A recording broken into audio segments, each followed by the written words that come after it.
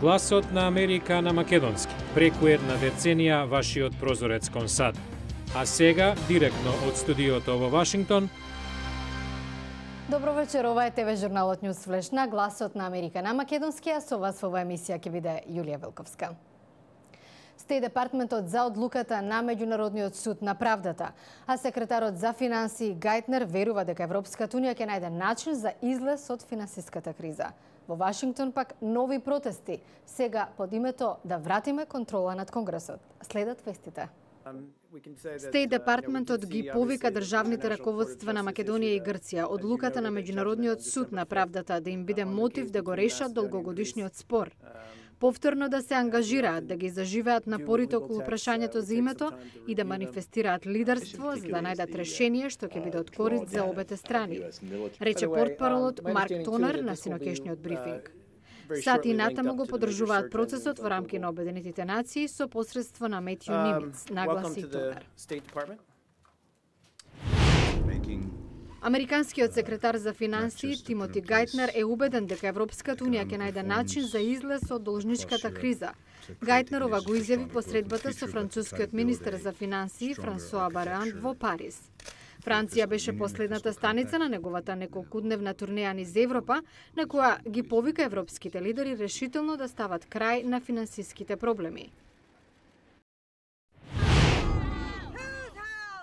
Во Вашингтон продолжуваат протестите да вратиме контрола над Конгресот, сега насочени против компаниите што лобираат за светски најмоќните корпорации. Полицијата јави дека вчера било уапсено барем едно лице. Организаторите велат дека целта им е да го потсетат Конгресот дека ги представува сите американци. Некои од учесниците на овие протести се поврзани со движењето Окупирај го Волл Стрит, што започна пред речиси 3 месеци во Њујорк. Поранешниот председател на представничкиот дом Њут Гингрич го зацврстува водството меѓу републиканците и председателските избори.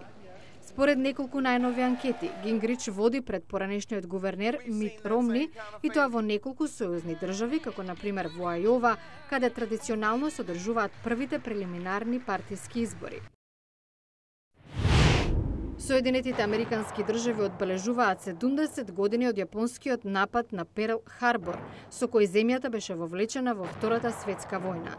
Настаните по повод 7 декември 1941 се одржуваат низ цела држава, а централниот е на Хаваите, каде се случи нападот. А во продолжение можеби најпрепознатливиот символ на Њујорк, облакодерот Empire State, наскоро може да се најде на берза. Како се случи американците да можат да купат акции во него од следниот прилог?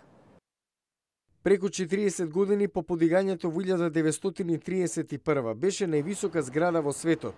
Од пред една деценија е во собственост на семејството Малкин, кое ја купи за нешто повеќе од 57 милиони долари. Неодамна семејството ја поднесе потребната документација, Empire State да може да стане собственост за која јавноста може да купува акции. Тереса Мартин, основач на Сдруженијето за инвестирање во недвижнини од Њујорк, ја поздрави одлуката, иако се уште се прашува зошто собствениците се решија на таков чекор. Можеби се во неволја и им требаат пари или пак планираат да се прошират и бараат дополнителни инвестиции. Луѓе кои имаат канцеларии во Empire State одбија на камера да коментираат за можноста да се купат акции во облакодерот. Сепак, со камерата исклучена, неколкумина се пожалија на проблеми со лифтовите, недоволниот број на тоалети и други маани во зградата стара 80 години. Семејството Малкин потрошило 500 милиони долари за реновирање, како замена на 6500 прозорци за да се подобри заштедата на енергија во објектот. Тереса Мартин вели дека акциите во Empire State се можност луѓето да ги направат своите инвестиции уште поразновидни. Доколку ви понудиле една акција за $10, дали би купила, да речеме, 100? Одговорот е да. Дали би купила 200.000 акции? Веројатно не. Но факт е дека би купила дел од овој објект. Empire State напати е осветен во различни бои за различни настани или манифестации. Весникот New York Times цитира лице со информации за евентуална сделка, кој вели дека поголем дел од луѓето очекуваат зградата сега да биде осветлена во зелено, бојата на американската валута, доколку незините акции станат достапни за јавноста. Фудбалот, американската форма на овој спорт, најчесто асоцира на професионалната лига, милионските договори и ТВ преносите. Но спортот е нешто повеќе од игра во помалите градови во САД. Тоа е начин на кој се врзува заедницата, начин на живот. Макомб, сојузната држава Илинојс. Средношколскиот фудбалски тим е голем дел од оваа мала општина и во него не членуваат само фудбалерите, туку и музичарите и мажоретките. За Джил Келсо, навивањето е важен дел на играта. Ја креваме публиката, ги поттикнуваме играчите, ја подгреваме атмосферата. Джил и колешките очигледно добро ја завршиле работата. Ова саботно попладне екипата на Макомб Бомберс победи. Ова е клучниот играч, бекот Крис Джексон. Играм фудбал секојдневно со многумина од моите пријатели. Ги познавам со години и израсна со нив. Фудбалот за луѓето во Макомб е нешто повеќе од игра и победа. Тој е духот на оваа средно училиште, а особено е така во помалите градови. Јас сум од Чикаго, но ми се допаѓа како сите од оваа заедница се обединети и ја поддржуваат екипата. Тренерот Кели Сиерс, покрај тоа што ги подготвува децата за надпреварите, со нив е и кога им се чини дека животот им поставил непремослива пречка. Некој паднал на тест, некој раскинал со девојката и нормално дека тоа ќе се одрази на нив. Се грижам да останат во екипата, да се вратат во нормала.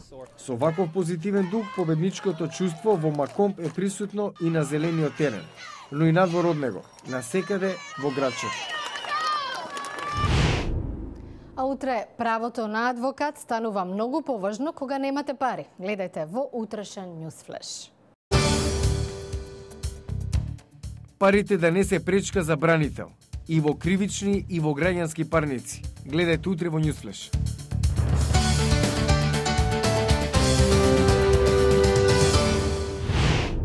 Го гледавте Ньюсфлеш на Гласот на Америка на македонски, а јас сум Јулија Велковска од студиото во Вашингтон. За најново од САД и светот, посетете нашата веб страница glasnaamerika.com. Во меѓувреме ви благодарам на вниманието, имајте пријатна вечер и гледајте ни утре.